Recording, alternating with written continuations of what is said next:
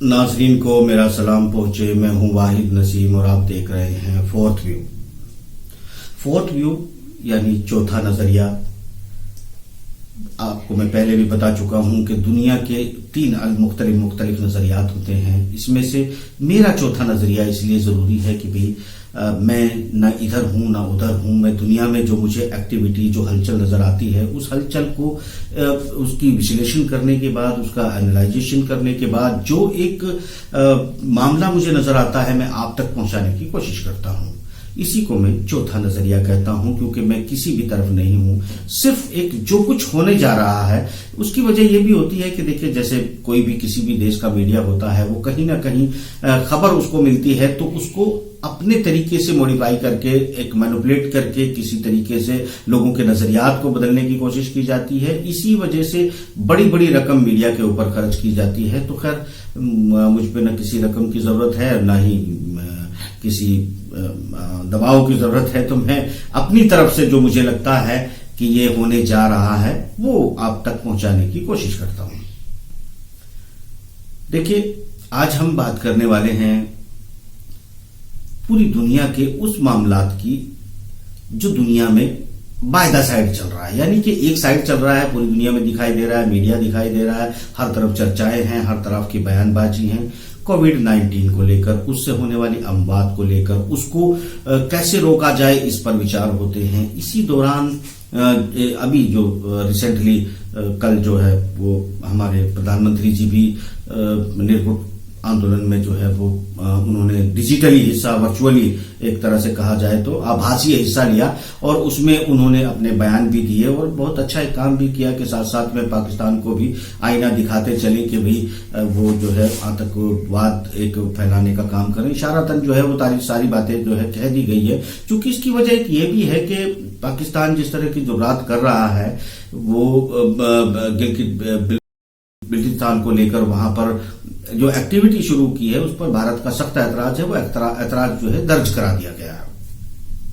ऊपर से ये निर्गुट, हाँ, एक मुझे याद आया कि इस निर्गुट सम्मेलन की अगर हम बात करें, आंदोलन की बात करें, तो दरअसल ये हमको अचानक 6 साल बाद याद आया। इससे पहले हम तो भूल ही गए थे कि निर्गुट सम्मेलन भी कोई चीज हुआ करती थी। हालांकि इंदिरा गांधी के जमाने में और एक शीत युद्ध काल में इसका एक बहुत अहम रोल होता था। बहुत सारे देश इसमें शामिल थे। अभी भी 59 देशों ने जो है हिस्सा लिया है। तो यहाँ ये एक ऐसा हुआ करता था, एक तरफ अमेरिकन पावर्स थी, एक तरफ रशियन पावर, यूएसएसआर था, और ये हम बीच के लोग जिन्हें निर्गुट कहते थे कि ना हम अमेरिका के हैं ना रशिया के हैं।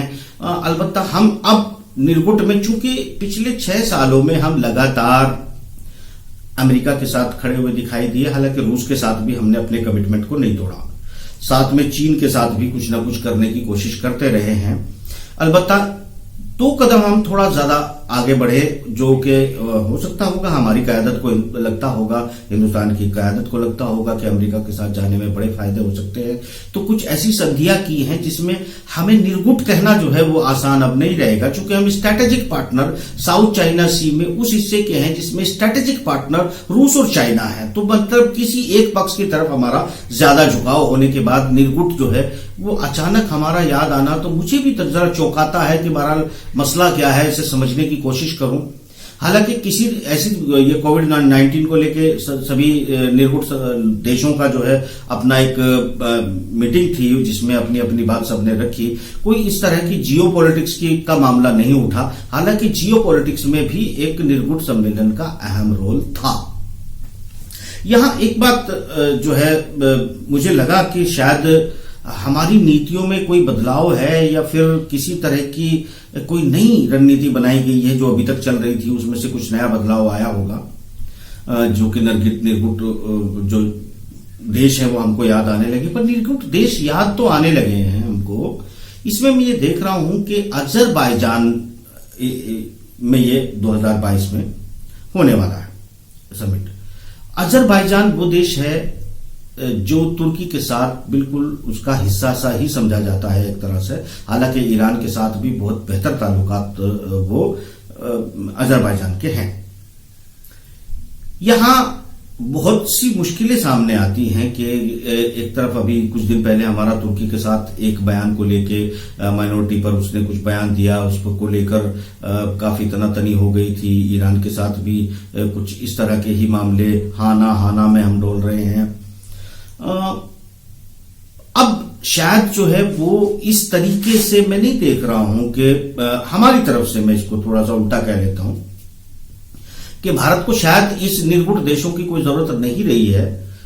ऐसा जेस्चर जो है वो दूसरे देश दे रहे हैं कि भाई भारत को शायद अब निर्गुण देशों की जरूरत नहीं रही है। ऐसा कुछ दिनों से पूरे दुनिया के जो देश निर्गुण सम्मेलन में थे उनके जेस्चर से लगता है। उसकी वजह यह भी है, हो सकती है कि हमने जो है कई संधियों में स्ट्रेटेजिक पार्टनरशिप साउथ चाइना सी को लेकर, जिसमें जापान, ऑस्ट्रेलिया, भारत, अमेरिका शामिल है, हम काफी हद तक आगे बढ़े हैं। अभी भी हम कुछ मूवमेंट में शामिल हैं। अलबत्ता हो सकता है कि अब नई कोई नीति बदलने की नौबत आई हो, मगर क्या ये इतना आसान होगा कि हमने जिसको एक तकरीबन 10-15 सालों में निर्गुट जो संगठन था उससे अपनी जो दूरियां बनाई, उन दूरियों को फिर वापस बहुत आसानी से हम सॉल्व कर लेंगे, या फिर हमारी देश की बहुत ज्यादा तमाम देशों को, सऊदी अरब, ईरान या फिर जो दूसरे और भी ममालिक हैं जो OIC के मेंबर भी हैं और निर्गुण सम्मेलन के मेंबर भी हैं, उस तरह के जो देश है उन सबको, क्योंकि वो भारत के खिलाफ एक तरह से प्रस्ताव भी पारित करते हैं, फिर ऐसी भी शायद उनको बहुत ज्यादा जरूरत हो सकती है कि उन्हें भारत के सामने जो है नतमस्तक होकर जरूर जो है ये पहले जैसा सम्मान देना पड़े जैसा इंदिरा गांधी के जमाने में हुआ करता था। चूंकि नेता जो अब हमारे आए हैं वो भी बहुत मजबूत है, वो इंदिरा गांधी से भी ज्यादा मजबूत मैं उनको मानता हूं। लोग मानते हैं कि नहीं मानते हैं दुनिया के, ये मैं नहीं जानता। मैं तो मानता हूं कि वो दुनिया के, हमारे देश के दुनिया में बेहतरीन और एक ताकतवर नेता है जो अपनी एक हुक्म से कुछ भी कर सकते हैं। दोस्तों, एक बात यहां पर मैं और कहूंगा कि कोविड-19 को लेकर जो चल रहा है उसे डॉक्टर जाने, सरकारें जाने, मगर कोविड-19 के पैरेलल जो चल रहा है मैं उस पर बात कर रहा हूं। यहां ये बात करना एक जरूरी हो जाता है क्योंकि चाइना और एक तरफ उनके इंटरनल मामलात हैं, अमेरिका के अंदर निपटा जा रहा है, और ये बयान आते हैं आज के जून आने तक 3000 रोज डेली लोग जो है वो मर सकते हैं कोरोना की वजह से। 3000 डेली मौतें हो सकती हैं। इसका मतलब जून तक वो इशारा कर रहे हैं कि ये और मल्टीप्लाई हो सकता है कंट्रोल होने के बजाय। दूसरी तरफ साउथ चाइना को लेकर जो है ट्रेड वार को लेकर, संधि को लेकर और ट्रेड वार पर के साथ साथ में चाइना पर एक दबाव, भारी दबाव बनाने के लिए एक माहौल क्रिएट किया जाना शुरू हो गया है। वो माहौल क्या है? माहौल है कि जिस तरह रशिया गेट से पहले रशिया को बदनाम पूरी दुनिया में किया गया, रशिया को एक अच्छी नजर से लोगों ने देखना बंद कर दिया, लोगों की आम जनता की परसेप्शन में वो एक विलन सा दिखाई देने लगा। बहुत सारी फिल्में हॉलीवुड में बनती थी, रशिया को विलन दिखाने की कोशिश करती थी, और फिर एक अचानक जब दुनिया में माहौल बनने लगा तो इंटरनल जो रशिया के अपने लोग थे उनकी भी मानसिकता बदलने लगी। उनकी मानसिकता बदलने का नतीजा ये हुआ कि आपने देखा कि वो टूटकर बिखर गया। उसी तरह का माहौल जो है वो चाइना के खिलाफ चाइना गेट के नाम से जो है वो शुरू हो चुका है, जिसमें चाइना को स्ट्रैटेजिकली जो है वो फ्रांस, ऑस्ट्रेलिया, तमाम यूरोपियन कोalition जो है वो एक के बाद एक करके अपने अपने इल्जाम जो है वो चाइना के ऊपर थोपना शुरू कर दिया है कि चाइना की वजह से ये फैला है, नुकसान हो रहा है, और जितने इंडस्ट्री, जितने कारोबार के नुकसान हो रहे हैं वो चाइना को पे करने चाहिए। दोस्तों, ये सब एक साइड में चल रहा है कि चाइना और अमेरिका की वार और चाइना पर ब्लेम।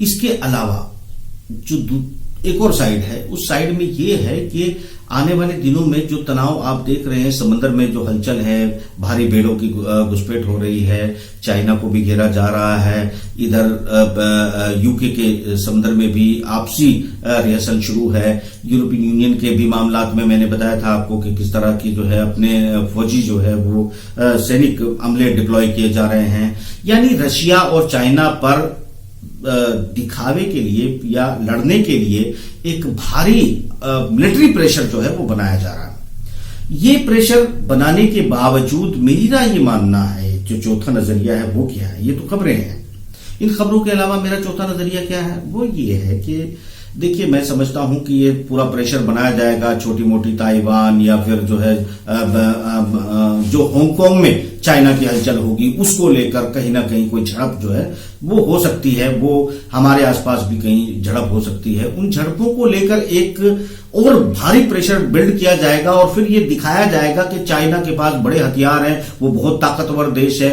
यानी उसके ताकतवर होने की वजह से हमको जो स्ट्रेटेजी चाइना में अपनाई गई है या रूस में अपनाई गई है, उसी स्ट्रेटेजी के तहत हम लोगों को अपने देशों के अंदर भी स्ट्रेटेजी और रणनीति बनानी पड़ेगी। वो क्या है, वो ये कोशिश की जाएगी कि देखिए, जो डेमोक्रेटिक सिस्टम है चुन के आते हैं या 5 साल या 4 साल के लिए, तो फिर वो तैयारी नहीं की जाती है। जो कमिटमेंट या डिसीजन लेने की पावर एक ताकतवर नेता को होती है, ताकतवर ऐसा उसको आप इसको सभ्य भाषा में कह सकते हैं कि जो आधा भरा हुआ जो गिलास है, गिलास में जो थोड़ा पानी है, उसकी बात कर सकते हैं। आप ये भी कह सकते हैं कि जो गिलास है वो खाली पड़ा हुआ है, तो जो बहुत ही थोड़ा पानी उसमें है, तो भाषा बदलने का अपना थोड़ा थोड़ा सा खेल होता है। इसमें यह भी कहा जा सकता है, मतलब वो पोजीशन किस तरह की होगी, मतलब जिसको जनता हटा ना सके, जो जनता के से फैसले लेते वक्त रेफरेंडम की बात ना करे, जो जनता से पूछे भी नहीं कि हमको करना क्या है और हुक्म सुना दे। दरअसल इसको मानवता की भाषा में तानाशाही डिक्टेटरशिप कहते हैं। यानी इस बहाने से डिक्टेटरशिप पूरी दुनिया में लाने की कोशिश की जा रही है। मेरा बिल्कुल स्पष्ट मानना है कि लोगों को, उन नेताओं को ताकतें दी जाएंगी जो इनके साथ मिलकर इस गेम को आगे बढ़ाएंगे। और फिर जो एक नया सिस्टम है, इसके पीछे ये सारे एक चेन है, ये कड़ियां हैं। इन कड़ियों के बाद जो होने वाला है वो ये है कि इन कड़ियों के बाद फिर मामला आएगा करेंसी पर, बाजार पर, और फिर कैसे बाजारों को कंट्रोल किया जाए, कैसे करेंसी को होल्ड किया जाए। जिस तरह अभी तक एक ही परिवार द्वारा डॉलर को होल्ड किया जाता था और डॉलर पूरी दुनिया को होल्ड करता था, ठीक उसी तरह मेरा मानना है कि कोई जो नया सिस्टम बनाने की कोशिश की जा रही है वो ये है कि तमाम देशों के अपने जो भी एक सेटलमेंट होगा, इकोनॉमी सेटलमेंट होगा, जो करेंसी का होगा वो तय होगा, और ये इनके आदान प्रदान और इनकी जिम्मेदारी का जिम्मा शायद घूम फिरकर फिर उसी परिवार के पास चला जाए जो आज तक हैंडल करते आ रहा था। चूंकि चाइना और रशिया ने अपनी रणनीति से मिलकर उनके उस पूरे निजाम को तोड़ दिया है। उस पूरे निजाम को तोड़ने के बाद उसको रीबिल्ड करने के लिए मेरा मानना यह है कि जो दुनिया बंद हो गई है, मैं भी स्ट्रेटेजिक लफ्जों का इस्तेमाल कर रहा हूं, मुझे भी कानून से डर लगता है, तो जो दुनिया कोविड-19 के वजह से बंद हो गई है, तो ये लॉकडाउन उनके लिए पूरी तरह से फायदे का हो गया है। चूंकि शायद उनको ऐसे करने की वैसे ही जरूरत पड़ती जो अपने आप ही लॉकडाउन हो गया है, वरना तो पूरी अर्थव्यवस्थाओं को लॉक करके चाइना को बाजार से हटा के और नई स्ट्रेटेजी बनाकर अपनी कंपनियों, अपने बाजारों को वापस स्टैब्लिश करने के लिए, इसमें भले ही कितने ही गरीब पिस जाएं, कितने ही लोग बेरोजगार हो जाएं और कितने ही दशक लग जाएं वापस उस अर्थव्यवस्था में उन 70% 60% लोगों को 60-70% लोगों को वापस अपनी वो पोजीशन हासिल करने में जो उनके पास थी वो जो अब गवा चुके हैं। मैं नहीं मानता हूं कि आप कल बाजार खोलेंगे और फिर वापस उनके रोजगार भी मिल जाएंगे, फिर वही स्थिति हो जाएगी। शायद ऐसा होने नहीं जा रहा है, क्योंकि इसमें वर्ल्ड ऑर्गेनाइजेशन भी अपनी बात कह चुके हैं। यहां ये एक मामला चल रहा है जो मैं आपको कोशिश कर रहा हूं समझाने की कि इस तरह का करेंसी का खेल और तमाम चीजें ये भी साथ साथ चल रही है। कोविड-19 को भी एक मसला चल रहा है। थोड़ा सा सफर कर लेते हैं मिडिल ईस्ट में। मिडिल ईस्ट में क्या चल रहा है, वो किसका हिस्सा है? क्या जो अमेरिका और यूरोपियन यूनियन मिलकर खेल रही है, क्या गल्फ और जो इस्लामिक मुल्क हैं, मुस्लिम मुल्क हैं, वो मुल्क जो है वो भी किसके साथ खड़े हैं? वो रूस के साथ खड़े हैं, चाइना के साथ खड़े हैं, या फिर पहले की तरह यूरोप के साथ खड़े हैं? जो कि मेरे ख्याल से अगर हम ईरान को छोड़ दें तो बाकी तमाम मुल्क जो है, पहले तो ईरान भी था मगर अभी ईरान को छोड़ के तमाम मुल्क अमेरिकन यूरोपियन खेमे के साथ खड़े हैं। बड़ा फाइनेंस उन्होंने यूरोपियन यूनियन और अमेरिका के अंदर इन्वेस्टमेंट किया है, क्योंकि ये देश ऐसे हैं जिन देशों के अंदर आप ये मान सकते हैं कि यहां पर भारी पैसा था, मगर अब स्थितियां ये हो गई हैं कि सऊदी अरब को शायद खुद ही कर्ज लेना पड़े। सऊदी अरब तो अभी इस स्थिति में नहीं है कि कर्ज लेना पड़े, मगर यहां पर कतर जैसे देश जो अर्थव्यवस्था में काफी मजबूत माने जाते थे, पर कैपिटा इनकम में भी जो है वो बहुत हैवी उनका वजूद माना जाता था, और ट्रंप भी शायद उनसे अपने फाइनेंस मांगने गया था। यहां पर इंपॉर्टेंट ये है कि गल्फ में जो खेल चल रहा था वो अमेरिका का सहारा लेकर या रूस का सहारा लेकर एक खेमा, दोनों खेमे अलग अलग बढ़ रहे थे, जिसमें से आप मान सकते हैं कि ईरान ने जिस तरह से इन्वॉल्वमेंट दिखाया, हिजबुल्ला भी इसमें फिलिस्तीन के मामले को लेकर एक्टिव है, अंसारुल्लाह यमन में मौजूद है, माना जाता है कि ईरान इन सब ताकतों की मदद कर रहा है, और सीरिया की मदद कर रहा था जिसमें रशिया भी शामिल हुआ, और यहां से अमेरिका के पैर उखड़ गए, यहां से दाइश जैसे आतंकवादी संगठनों के पैर उखड़ गए। जो आतंकवाद और एक रेडिकल इस्लाम और बहुत सारी बातें यहां से जो चलती थी, लगभग अब वो पूरी तरह समाप्त हो गई है। अब इस तरह का कोई चर्चा इस्लामिक आतंकवाद या रेडिकल इस्लाम, ये शब्द भी धीरे धीरे गौण हो गए हैं, ये शब्द हट गए हैं। अलबत्ता हमारे पास जरूर रह गए हैं ये शब्द, मगर बाकी दुनिया में से ये अब फोत हो चुके हैं, इनका वजूद नहीं रहा है।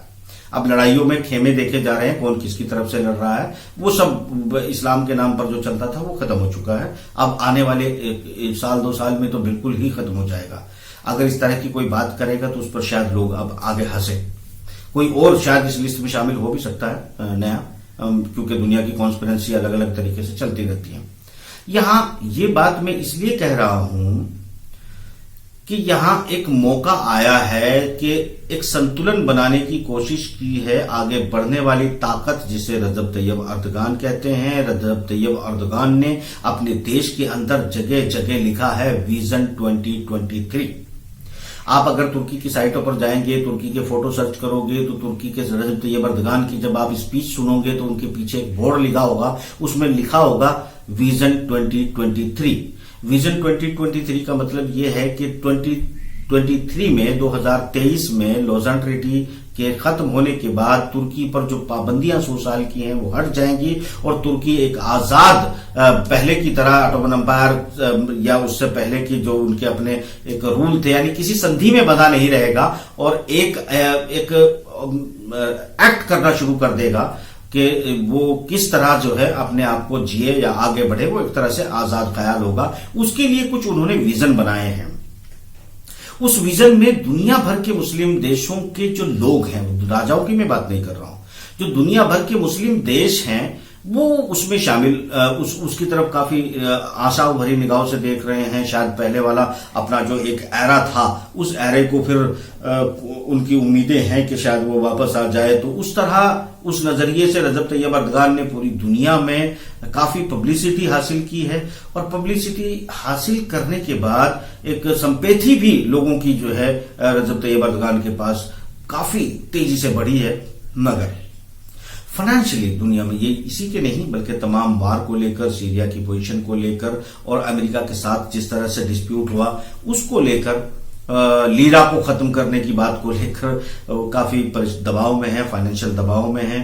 चूंकि अभी जो हालात है, जो एक तो लॉकडाउन हो गया है, दुनिया बंद है, कंपनियां बंद हैं, ऊपर से जो तुर्की के अंदर व्यापारी हैं, तुर्की के अंदर जो लोग हैं, उन लोगों ने डॉलर्स में विदेशी बैंकर से, विदेशी संस्थाओं से काफी कर्ज लिया है, जो कि सभी दुनिया के लोग लेते हैं, सभी दुनिया की बड़ी कंपनी लेती हैं।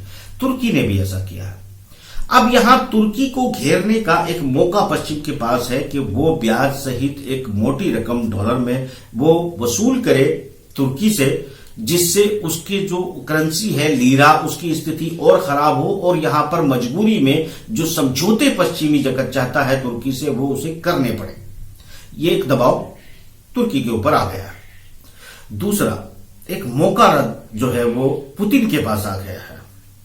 पुतिन के पास मौका इस सेंस में आ गया है कि ऐसे मौके पे इन्हीं तमाम देशों से S-400 के नाम पर, सिक्योरिटी के नाम पर, हथियारों डील के नाम पर और बहुत सारी चीजों के सिक्योरिटी के नाम पर इस वक्त जो स्थिति है वो काफी मजबूत है पुतिन की, और उन्होंने अपने यहाँ गोल्ड बहुत बड़ी तादाद में 70% से ज्यादा अपने पुराने स्टाइल से ज्यादा जमा किया है। तो हालांकि गोल्ड तुर्की के पास भी बहुत है, चाइना के पास भी बहुत है, ईरान ने भी कलेक्ट किया है।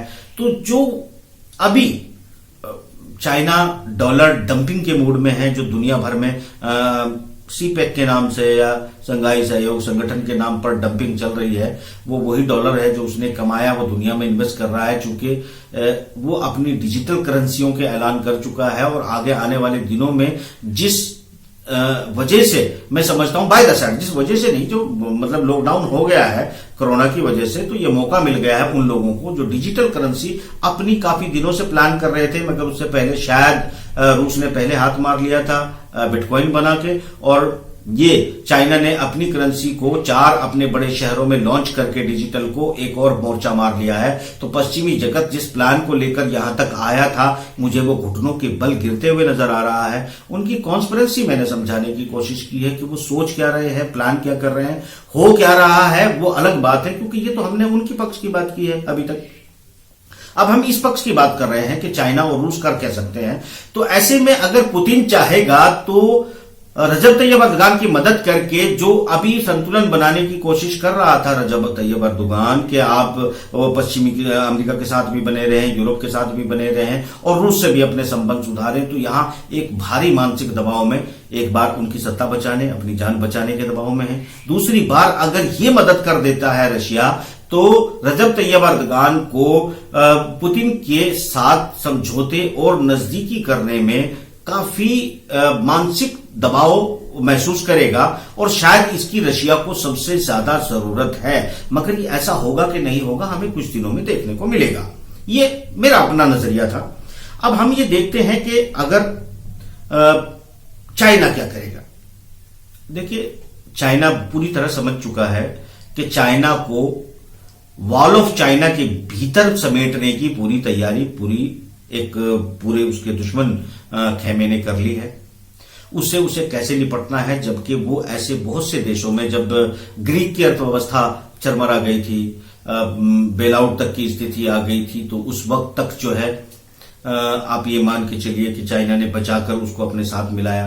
बराबर ये साइप्रस और तुर्की के रास्ते, वहां एक बहुत बड़ी बंदरगाह है जो प्राचीन बंदरगाह है, जिसमें भारी पैसा उसे खरीद के उसमें डेवलपमेंट में लगाया है चाइना ने, उसमें जिसकी वजह से ग्रीक की अर्थव्यवस्था बची। तो ग्रीक के अपने लोगों के अंदर या उस देश के अंदर जरूर कहीं ना कहीं डील भी है और सॉफ्ट कॉर्नर भी चाइना के प्रति रहेगा। यही काम उन्होंने मालदीव के साथ किया, यही काम श्रीलंका के साथ किया, यही काम बांग्लादेश के साथ किया और जिबूती के साथ किया, पाकिस्तान के साथ किया, तो इतने सारे देशों में, ईरान के साथ किया है। और सीरिया में भी एंटलिप जैसी जगहों पर जो मुख्य पॉइंट है, वहां भारी मात्रा में चाइना जो है वो अपनी राहदारी को ले जाकर इन्वेस्टमेंट कर रहा है। और यूएई, अबू धाबी के जो सुर आप बदले हुए देख रहे हैं, इसकी एक वजह यह भी हो सकती है कि दुबई के अंदर इस एक फ्री पोर्ट होने की वजह से चाइना इस राहदारी को दुबई तक जोड़ रहा है। दुबई जुड़ने के बाद पूरा ये मुस्लिम जगत, आप अफ्रीका और अरब को अगर मिला लें, तो यहां से एक रूट निकलता है जो चाइना को पूरा रास्ता देगा। और रशिया और रशिया से लगे हुए देश तो पहले से ही साथ खड़े हैं। तो ये भी एक संतुलन ऐसा दिखाई दे रहा है कि शायद यूरोपियन यूनियन इसके सामने कमजोर इस मायने में पड़ जाएगी कि चाइना के पास जो बाजार हमको दिखाई देता है, ये बाजार असल बाजार है, जिसके पास पैसा है, जिसके पास माइनिंग है। माइनिंग मतलब चाहे वो ऑयल हो, गोल्ड हो और बहुत सारी जो खनिज है वो उनके पास मौजूद है। यहां अभी देखना यह है कि अपनी रिकैलकुलेशन करने के बाद जो पश्चिमी जगत एक बड़ा गेम, हालांकि वो बहुत सुलझा हुआ गेम खेलता है। फर्स्ट वर्ल्ड वॉर में उन्होंने गेम खेला, कामयाब रहे। सेकेंड वर्ल्ड वॉर उन्होंने गेम खेला, कामयाब रहे। थर्ड वर्ल्ड वॉर इस वक्त चल रहा है, इसकी फॉर्म अलग है, यानी कि ये फॉर्म अलग है। एक जमीन पे लड़ा जा रहा है, दूसरा साइबर में लड़ा जा रहा है, तीसरा जो है वर्चुअली लड़ा जा रहा है और प्रोपेगेंडा से लड़ा जा रहा है। तो यहां छोटे मोटे देशों को जरूर युद्ध में उलझाया जाएगा।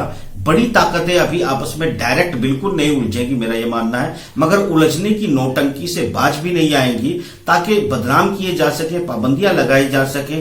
तो यहां नाजरीन, मेरा कहने का मतलब यह था कि दुनिया में काफी, मैं एक मिला जुला तमाम असरात बताया आपको, ताकि मैं कल से एक एक सब्जेक्ट पर एक सीरीज शुरू कर सकूं और एक मिला जुला कैंपेन आपको बता सकूं कि ये पॉइंट हैं जिन पर बात होनी चाहिए, जो आपकी समझ में आने चाहिए, ताकि आपको ये पता रहे कि जब कल अगले दुनिया में हम कदम रखने जा रहे हैं तो आपको क्या एहतियात बरतनी है, किन किन चीजों पर नजर रखनी है, किस किस व्यापार को आपको पॉइंट आउट करना है, कैसे आप आगे बढ़ पाएंगे या क्या आपको नुकसान हो सकते हैं। मेरी कोशिश यही थी फिलहाल कि मैं आपको ये बता सकूं कि दुनिया में इस वक्त किस तरह की स्ट्रैटेजियां चल रही हैं और वो किस अंजाम तक पहुंचेंगी, कहां किसके मूवमेंट होंगे, वो उस पर हम रोजमर्रा में बात करेंगे, एक एक पॉइंट उठाएंगे, उस पर बात करेंगे, पूरी एक क्रोनोलॉजी को समझेंगे कि इस देश का आज ये मूव है और इस मूव के ये मायने निकलते हैं।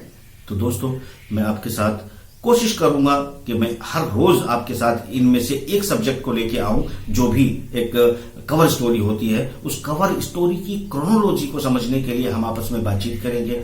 अगर मुझे आपका साथ मिला तो इंशाल्लाह मुझे भी कुछ फायदा होगा। अगर आप लोग, वो क्या होता है, वो कुछ बटन कहते हैं, वो दबाने से और आगे शेयर कर देने से कुछ शायद मेरा भी कुछ फायदा हो जाए। तो इस प्रोग्राम में फिलहाल इतना ही। इंशाल्लाह कल फिर हम साथ होंगे, बिल्कुल एक सिंगल सब्जेक्ट उठाएंगे और उसको बारीकी से समझने की कोशिश करेंगे, आपस में चर्चा करके।